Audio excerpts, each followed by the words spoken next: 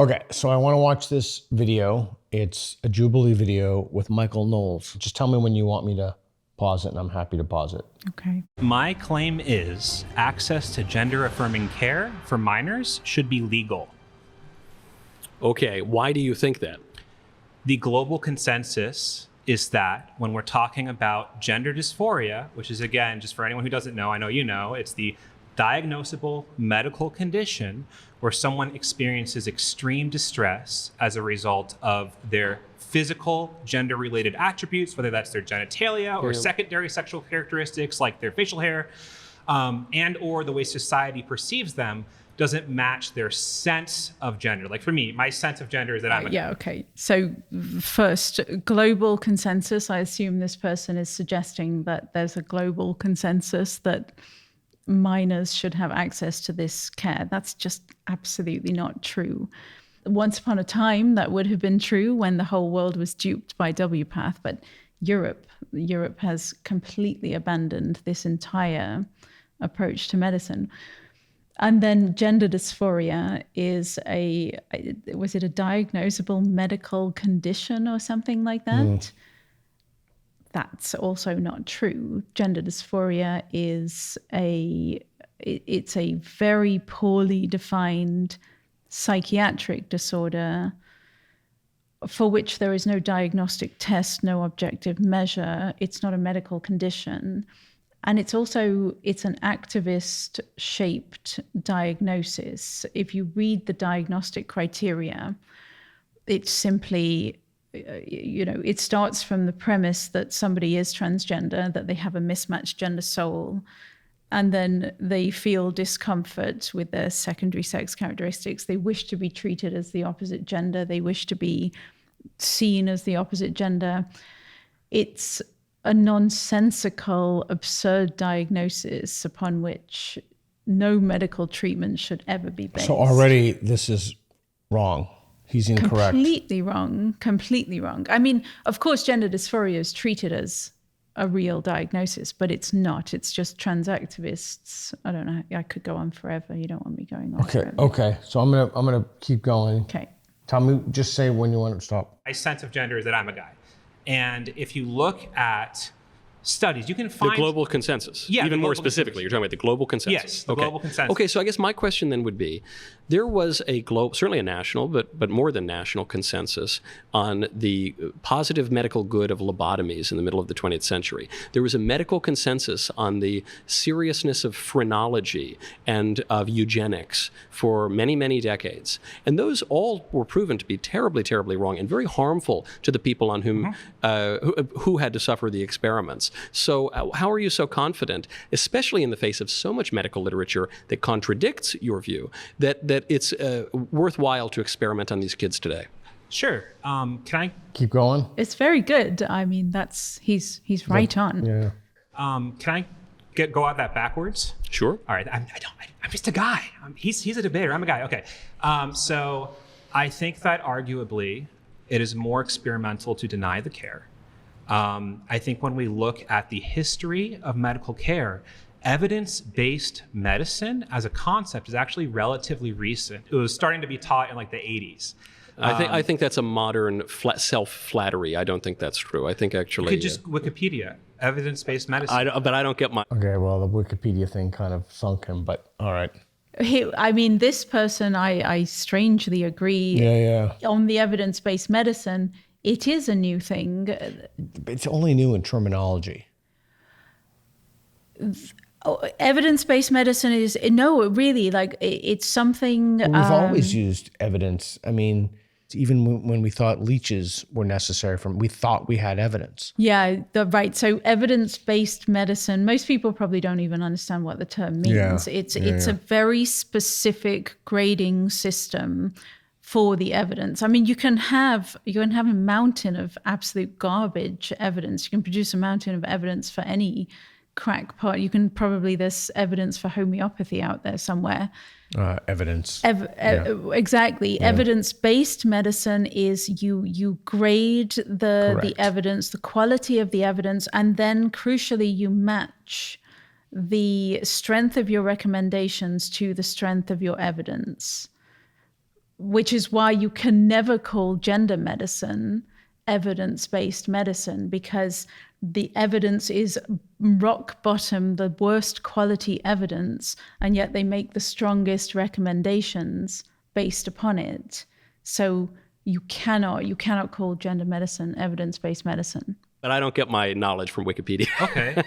If you find whatever I get some knowledge knowledge from source, Wikipedia, yeah. find whatever knowledge No, I source is think- appropriate for you. Yeah. We had pretty good medicine in the 60s, even the 20s, And then the even last antiquity. thing, the last thing about I watched. Have you seen Nosferatu, the movie? Part of it many years They bled ago. people to fix things. I don't think medicine's always been great. Yeah, but I think we're doing terrible things like that now, like Okay, castrating little so kids. You're referring to castrating little kids. Are you saying? Are you referring to a surgical procedure? Or are you referring to I'm puberty talking blockers? to puberty blockers, which often lead to permanent sterility. Okay. And I'm talking. Okay. They do. Well, and even the New York Times admitted it. So Okay. not that I like to cite them, but So that was fact checked. I guess I have not seen this clip yet. I guess that was fact check, and fact check turned out to be from the New York Times true. And so when that guy heard the New York Times, he probably said, "Well, New York Times." But that's true. And then also just later on, if kids go on to follow through with the transgender procedures, they will be sterilized with certainty. The kid. Could you explain what that means? What age are they, and how are they following through? Well, with the puberty procedure? blockers obviously. Okay, so I haven't seen this clip, but I wonder if he's going to say it's not happening, and he's going to shift to It's a good thing it's happening. Yeah, it's a good thing that's happening. I saw a secondary clip with Billboard Chris and James Klug, and they had this wonderful scale. The top is not happening. It's a good thing that's happening. So let's see, because in my experience, that's ubiquitous. It happens, I was going to say almost 100% of the time, but I'm going to take out the almost. I think it happens 100% of the time. Begin with before puberty, and Right, 'cause they block it. that alone can lead to sterility, and it can lead to all sorts of other health problems. But actually- later on, in the teenage years, one could take cross-sex hormones, which have all sorts of terrible health problems associated with them, which also can cause sterility. Okay. That's also All right, so factually let me- true. let me- And then furthermore, if a person at 17, 18, 19, or even later decides to go through with the surgical procedures, say Okay. a hysterectomy or any other kind Okay. of genital procedure, that by definition would cause sterility. So going through that. So I actually, in preparation for this video, cold called a bunch of doctors. Okay. I just emailed them, and I Zoomed with Yeah. them, and I also looked at scientific literature directly. I'm not involved in medical science, but I'm involved in science. I presented at scientific conferences. I have a paper in peer review right now. I've looked directly at this evidence, and I have not seen this evidence you're bringing up that puberty blockers cause sterility. What I have seen, what doctors have told me, according to the I just want to let him finish his point. I want to see. according to the guidelines from all these major medical associations, according to the best practices from these different children's hospitals, is that when you're put on puberty blockers have already been used for decades for precocious puberty, which is another condition. There's a lot of evidence on whether or not it causes harms. In general, when you stop puberty blockers, the puberty resumes. And That was the claim, but that's been disproven. Well, so that's the and thing. if you get your There's the fact check, because according to both the NIH and the Mayo Clinic, puberty resumes when puberty blockers discontinue. However, issues with fertility, body mass, and bone density can remain. Right. I mean, I hope, what's this guy's name? Michael Knowles. Yeah. I hope he's going to go into what we went into yesterday, that, or maybe it was today, 100%, 98 to 100% Right. of kids progress from puberty blockers to cross-sex hormones. Okay. Puberty blockers by themselves are a pause. There are side effects, there are consequences, there are impacts on the health, but puberty will resume if you stop taking them. But if you go straight to cross-sex hormones, it won't. Okay. information, I'm not doubting that you've called doctors, but if you primarily get your information from Wikipedia and GLAAD, you're going to get bad I information. don't. I get my information from PubMed and doctors. I and was just physician citing statements places that you had and- previously mentioned. Okay, the World Professional Organization of Transgender Health. Which has been thrown absolutely out the window for its methodological errors and lies. Can you, WPATH. I would not cite WPATH. Can you help me understand the conspiracy then? Because every major medical association. This is not the American. But you can cite like WPATH. It's just an activist group. Okay. And it's been disproven. I mentioned this earlier. You can go look up GLAAD, major medical associations. Right. Yeah. The gay and lesbian lobby sure is going to advocate for transgenderism. They just have links to all of these medical associations. It's not like Okay, this is the problem. This is the essence of the problem. This is so crazy that nobody believes it. Nobody believes it could happen. It's too insane. A fringe group of trans activists literally rewrite the standards of care, and every major medical organization falls in line with it.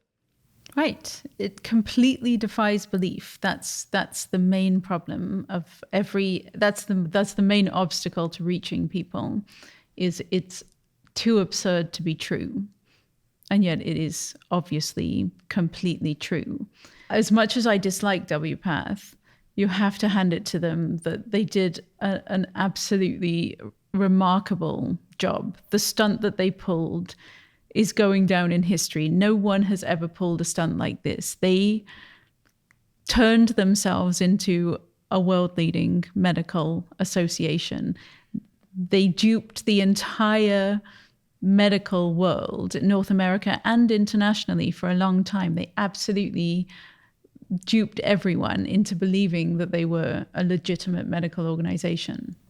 So I want to give this guy not credit, but I know everyone likes to think that it's a great thing if they're a victim, but this guy actually is a victim. He's an epistemic victim. Like, he is actually a victim because this is so crazy that he would think, well, this couldn't possibly be, like, all the people like you and me who have been screaming about this for 10 years, we're the, to use your phrase the other day, the tinfoil hat people. So let's go. You don't have to take the word for it. It's literally a page that has links to like 30 plus statements. They're hosted on the websites of these medical associations. Right. This is cited all the time.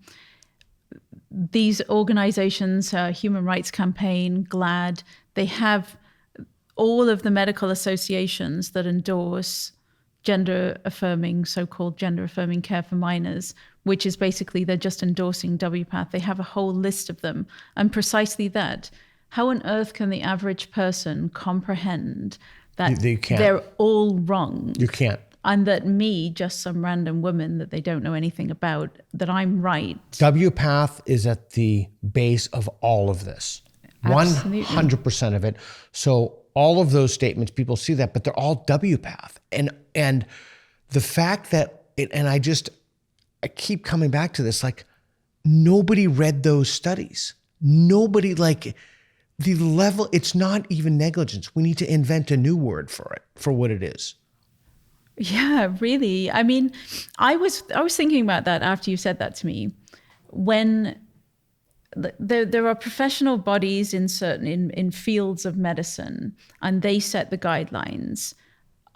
Other organizations, other medical associations will probably endorse occasionally, but there's not usually that much overlap, like oncology. Somebody sets the standards of care in oncology, and you don't have endocrinology endorsing it. You don't have psychiatry endorsing it. They're just isolated. This one, everybody has to endorse gender-affirming care because the scandal spans so many different fields of medicine. So they're doing it to kids. So we've got the American Academy of Pediatrics. It's mental health. So you've got those 30 that this person's talking about. They're like psychologists, psychiatrists, like all kinds of social workers. And it spans so many different fields of medicine that everyone feels like they have to make a position statement and say, yes, look how great we are. Look how inclusive we are. Look what good people we are. We support this. But the fact that, like, maybe a psychologist association, they might not actually know how to read the scientific literature. Like, WPATH Standards of Care 8 has got about 400 citations. Who's going to read all that? Well, 400 citations, but there's a vicious circularity to those citations. Oh, no, there's a circularity to the guidelines. Remember, I told you, like WPATH, they created the first set of bonkers fact-free guidelines, and then endocrine cited that. WPATH cites the guidelines. There's your There's a circular vicious citations. circularity to it. But the actual citations within the guidelines are just garbage junk science. It's not really circular citations. It's just the lowest quality scientific literature. Have you ever seen the pyramid? There's a pyramid. Yeah. At the top is Okay, randomized controlled trials. Yeah, I also thought it was that different organizations were citing that, and they were citing the other people who had cited that. That's my understanding. That's the guidelines. Right. That's the guidelines in gender medicine. That's what I was talking about yesterday. Right. So that is they manufactured a consensus on how to treat gender dysphoria in young people. In that these guidelines were produced, there's no science to them. They lifted from the first set of WPATH guidelines, the endocrine produced their guidelines, then WPATH produced more guidelines, and it's a whole circular, they're all citing each other. They have a bibliography of junk science. Of the lowest quality science, the lowest quality research. That's what it is. But when you have 400 citations, these other medical associations would just look at that. Oh, they got 400 citations. They're the World Professional Association for Transgender Health. They must know what they're talking about, because it would be completely mad to think that they had just fabricated all of this science, made it all up, and created these guidelines. That's insane. Yeah, and then it's, blurb shopping. Blurb shopping is like when you get someone to blurb your book, and then you say to someone else, oh, this guy, he's a big name, he blurbed your book. It's kind of like that kind of shopping. Well, this prestigious medical organization affirmed it. Well, you affirmed. Well, we affirmed it. Here are the citations. So it's like, and then 5 of them, it just cascades. There's a All right, let's keep going. And back up the pro-trans view, right? Right. So it's not the American Transgender Association. It's the American Medical Association. We rely on these groups of people for advice on how to treat cancer, how to treat depression, anxiety. They're also industry lobbying groups with a lot of. He's right. That's a really important point. Why did none of them think of this? We actually do have to trust our medical institutions. We need to trust them. And how are we supposed to trust them now they have endorsed this medical experiment? Now that they fell for it, how can they be trustworthy? Yeah. Well, I've been talking, speaking, tweeting, writing about the legitimacy crisis. Habermas's 1973, the legitimation crisis, he calls it. There's a crisis of legitimacy. It's not going away. We talked about that yesterday. That's why we need to burn the whole thing down. They can no longer be trusted. This is irreversible damage. Yeah, I agree. But he's actually right. Like, we need to trust them for cancer. But we don't. But the thing is, he actually trusts them. Yeah, that's the problem. That's the problem. He thinks we trust them for cancer and we can trust them for this because they're the all-knowing associations. Right. Influence. And there are political alternatives to some of these groups too. You could every right. medicine, I'm just explaining that these are political organizations. For any medication, there is a profit incentive for a pharmaceutical company to lobby a medical association. Yeah. Like you mean like very expensive cross-sex hormones that people will be hooked on for the rest of their lives from childhood? Well, I was picking up I was picking up anti-seizure medicine for my brother-in-law last night, and his insurance didn't go through, and they said for a 20-day supply it's $4,000. Yeah. There's a lot. It's a problem. I think so. Do you agree that medicine should be cheaper?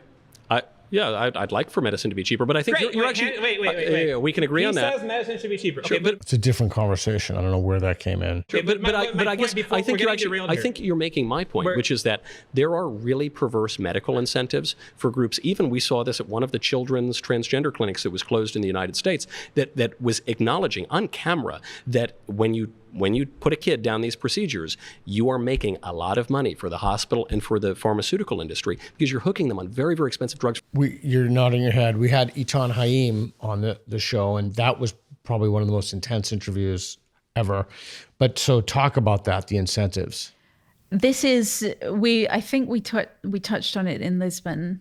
I don't think he's right. people are making Who's a he? lot of money. The other guy, not Knowles. The blonde-haired guy. the Michael Knowles, okay. who said that, I think it was Vanderbilt. I think it was the one that Matt Walsh exposed, where they said if you put a kid on puberty blockers, they take cross-sex hormones, they go on to the surgeries, you make. They actually laid out how much money you make, and it's an enormous amount of money. Right. And they closed down certain departments, and they gave privilege to the trans operations because they make more money. Right. So someone somewhere is very happy that a lot of money is being made, and the hospital administration or whomever makes these financial decisions is going to be happy. But I really don't think that's the driving force. The driving force is ideology. Yeah. It really is. They think they are on a human rights crusade to make, these young people, give them their true authentic selves, and they see themselves as being on this frontier, this new frontier of medicine, but it's ideological. I don't think. Yeah, Mike Nainer says that the way the Australian filmmaker who did The Reformers, among other things, he said that the way that people have sold this is it's a continuation of the civil rights movement. And people are like, oh, like I don't want to be on, that's why you keep hearing the wrong side of history. That's why all the people who are infuriated me keep claiming I'm on the wrong side of history. Very, very expensive drugs for the rest of their lives. And that's the kind of perverse incentive that you're talking about. So but isn't that true for any medicine? But some more than others. So this is what I'm trying to understand. So are you just saying that we shouldn't trust medical associations? Why is it I'm saying, thing? Because these incentives you're outlining. Yes, we should not trust medical associations. That's you got there. But that's the thing. It's so crazy that anyone would trust them. Well, no, but it's like from his point of view, like he's probably thinking like, well, of course you have to trust medical associations. But the medical associations have been in this just inconceivable to say that it is a quote unquote epic, like this utterly inconceivable scandal. That's the Cass review was amazing, but it didn't give me very much new information. It gave everything that she came up with. The conclusions were pretty much what we expected, but truly that systematic review of the guidelines in gender medicine, I think, is the most important thing that the Cass review gave us, showing the actual circular citations, showing how it starts with no evidence and then it just spirals out with no evidence. But that received no mainstream media coverage. No, the BBC didn't. No. Well, the legacy medias, they all participate. These are organs of the Democratic Party. They all participate in but that's the other thing. So this is why it's just so frustrating to me. It is a kind of corruption. It's like when we did the grievance study stuff. The corruption is so pervasive. They're like, these guys are crazy. Like, how could the whole peer review system be corrupt? Like, there's zero, like, the corruption is so endemic. So I get it. Like, I get where he's coming from. Me too. Of course. And I've been obsessed with it for 5 straight years, and there are still things that I'm learning, and there are still things that surprise me, and I'm still putting things together. The average person, they're getting their news from the mainstream media. They don't have the time. They don't know how to read scientific literature. They've never read the Cass report. That most of the stuff is not even being reported. How on earth are they even supposed to have any understanding of it? So in a very real way, he's an epistemic victim. Yeah.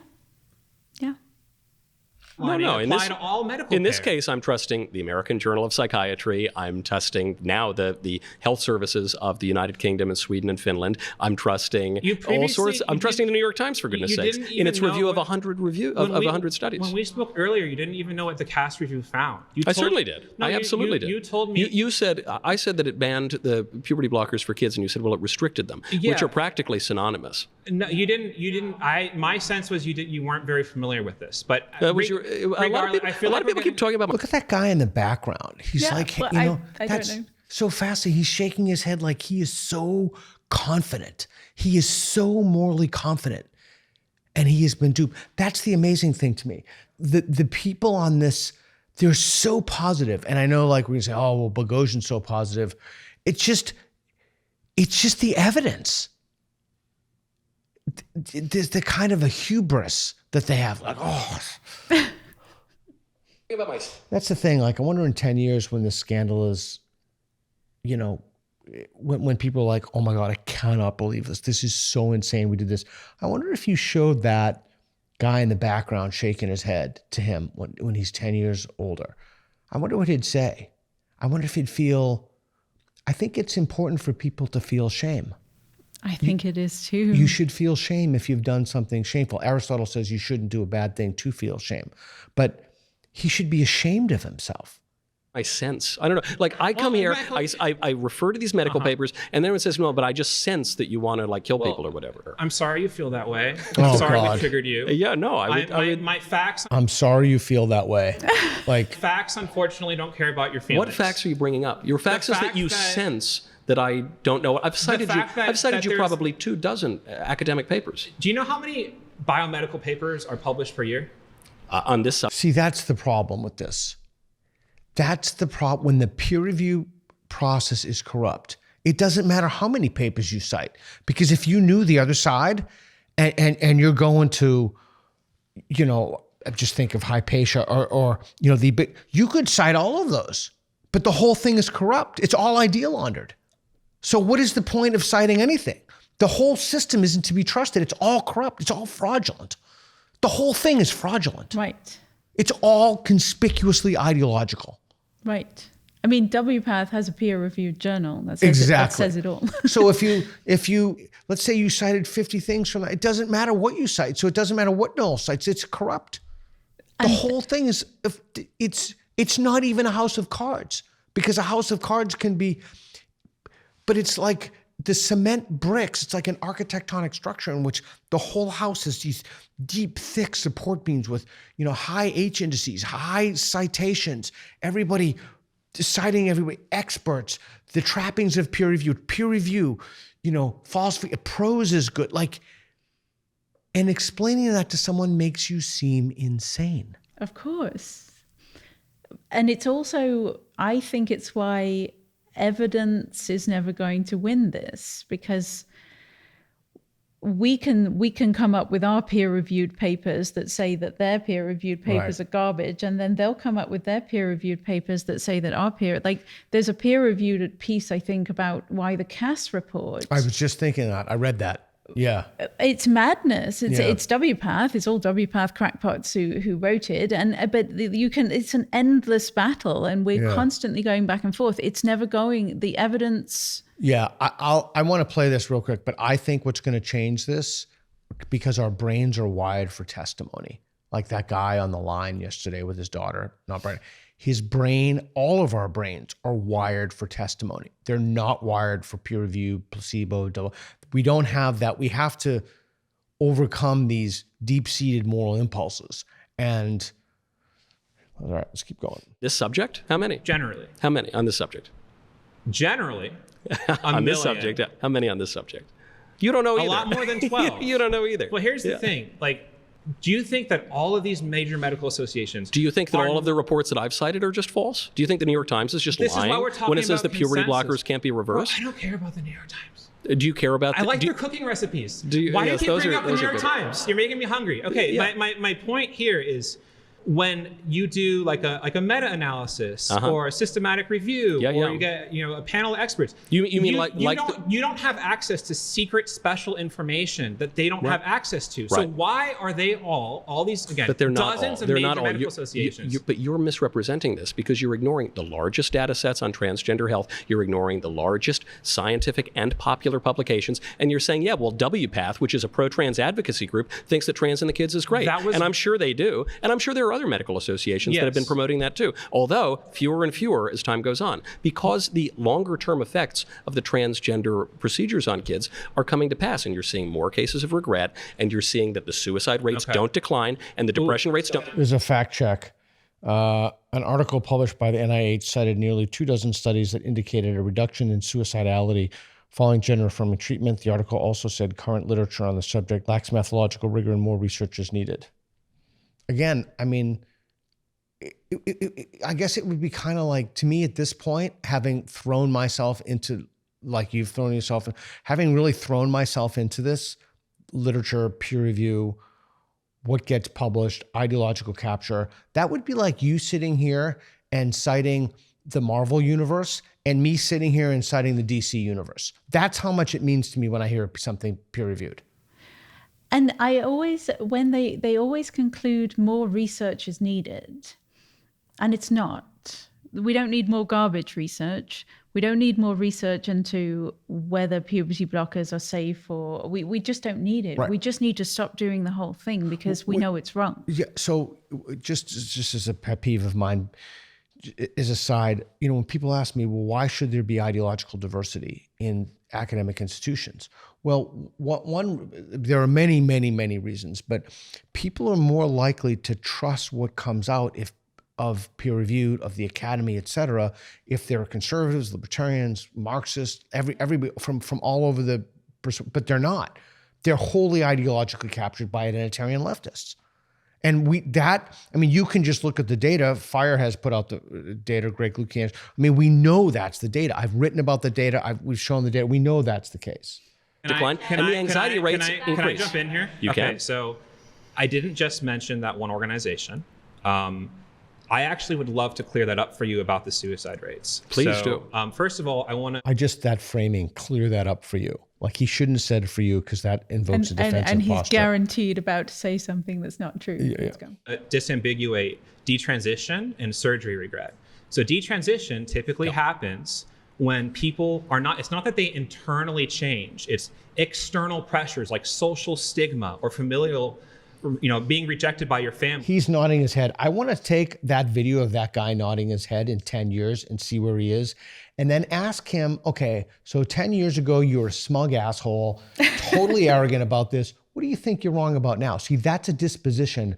That's an attitudinal disposition that people carry with them their whole lives. He will have that his whole life. He has an opportunity for humility, and because it's like a reflexive problem, there's something built in the attitude which prevents him from changing or correcting the attitude. Family lead people to walk back their transition. No, not the detransitioners I've talked to, and I've talked to a number of them. Well, that's why you can't just talk to people. That's why we had to do science and evidence, but right? You kept telling me to focus on anecdotes and not the scientific studies. I don't think I ever said that. I think you're confusing me with another very handsome person here. It's my looks. Okay, so my point is thank you everyone. Okay, so detransition is what I just said. Yeah. I don't think that's true though. I think that's just a thing you're saying. Thank you for stating for the record that you don't think it's true. Moving on. It's not true. Surgery regret is... Say again? It's not true. Like Michael Knowles is right. It's not true. The research on regret and detransition, I'm pretty sure the study that he's talking about is this enormous study on, they did, what's the USTS? United States Transgender Survey, I guess it must be. All of the participants identified as transgender. That's the DTrans study. They took a survey of people who currently identified as transgender, and they asked them if they had ever detransitioned at any point in the past. And that's the study. So those who they had retransitioned. They were once again identifying as transgender. So you've got a very skewed selection, right? And yeah, they said, it was because of societal transphobia. If you look at the actual detransitioners, people who really truly have detransitioned, almost never do they give that answer. They'll say, my gender dysphoria is related to something else. I realized I was a lesbian. I wasn't trans. Yeah. Is typically, it's not when someone regrets their identity. It's usually when there is something like cosmetic or functional about the result of the surgery.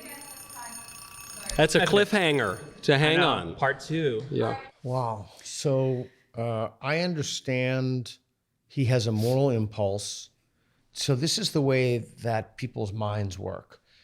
We have a moral impulse, and we look to our epistemic landscape to justify what we already know. I am guilty of this. Everybody does this. This is just a feature of humanity. And that's why that disconfirmation, defeasibility, that trying to find out, trying to falsify is such an important habituation, such an important way, like looking at things, weighing things. It's a great little piece in the epistemology of democracy called "My Side Bias is the only fallacy that cannot be overcome through training." Like you can teach people how to do recognize ad hominems, causation versus correlation, whatever it is, not my side bias. So I understand how someone could be hoodwinked by this who's a member of the populace. Of course. My problem is the organizations that didn't do due diligence. My problem is the fact that this is institutionalized. It is criminal, or it certainly should be criminal. And there's the fact that they fell for it. It's the fact that they didn't notice that WPATH was a bunch of raving lunatics setting standards of care based on no evidence. There's that side of it. But there's also, it's now 2025. We have the systematic reviews from Sweden, Finland, England produced one, and then the Cass report was built on a whole stack. Florida did something, Canada's produced one. And still, they're not moving. Gavin Newsom is one of the big forces behind this. Right, but the AMA has not come out and said, "Oh, sorry, we got this wrong. Yeah, we shouldn't have." That's why I think you're Pollyanna about this. I don't think that they will. They have to at some point. No, I don't. Again, maybe certainly hope it's too ghoulish. It's too ghastly. It's too horrific to admit that you made. Look, this isn't like making a mistake on a statin.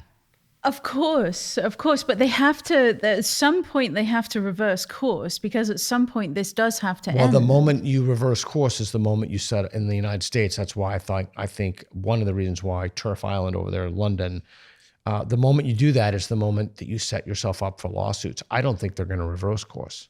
I don't think they're going to, I don't see the end. I don't see the way out. I can't see it, but I know it's there somewhere. I can't see when they will do it, but they have to do it, because every medical scandal comes to an end eventually when the harm is so visible. There's something about this one. You see, most medical scandals, the medical world eventually has to face up to the harm that they've done. This one, because it's so politically charged, and the detransitioners, there are so many victims now, but they're all hiding. And the reason that they're all hidden is because if they speak out, they will be viciously attacked by trans activists. WPATH and all of these people, they always cite the fact that these interventions have a lower regret rate than knee surgery. I heard that in the video that Reed and I did, yeah. Okay, nobody, when they regret having knee surgery, faces death threats. Nobody, when they speak out and they say, "I regret having my knee done," loses all of their friends. I had knee surgery. Everybody was encouraging me to get it, yeah. And do you regret it? Oh my God, no, it was the best thing ever. Okay, well, let's say you did regret it. You wouldn't lose all of your friends. You wouldn't face death threats. People would be like, you wouldn't. It's a bummer. Exactly. And so there's a reason why the regret rate, well, there are two reasons, I think, why the regret rate, three, is lower for gender interventions than knee surgery. One is literally the trans activists, you've seen what they do to detransitioners. They viciously attack. So there's a reason to stay silent then. There's also, I think, the sunk cost fallacy is people are convincing themselves and everybody around them, they support it. I can't tell them I'm wrong now. Precisely. Look how much they put in, and they probably made life hell for everyone for a very long time, that you have to obey my pronouns. If you don't, I'll kill myself and everything. And then suddenly they realize, oh, I made a mistake. It's really hard to go back on that. But the last point is, the regret rate is so low because they do precisely zero follow-up. It's really easy to have a 0% regret rate when you do zero follow-up. The Cass report wanted the medical records for the 9,000 kids who had gone through the youth gender service. They wanted those medical records from the adult clinics, and the adult clinics refused to hand them over. they just didn't give them to Hillary Cass. So we have no idea what happened to those 9,000. Now, I think they didn't hand them over because they know that it's going to show more than a 1% regret rate. Well, they would have certainly handed them over. If everybody were happy and thriving and They would living hand their them over best in life an as a instant. transgender person, we would have those 9,000 records. They refused, and that's because they know the regret rate is way higher than 1%. Again, it's criminal. It's absolutely criminal. Mia Hughes, thank you very much. Thanks for doing a deep dive on a subject that's grim but must be talked about. Thank you.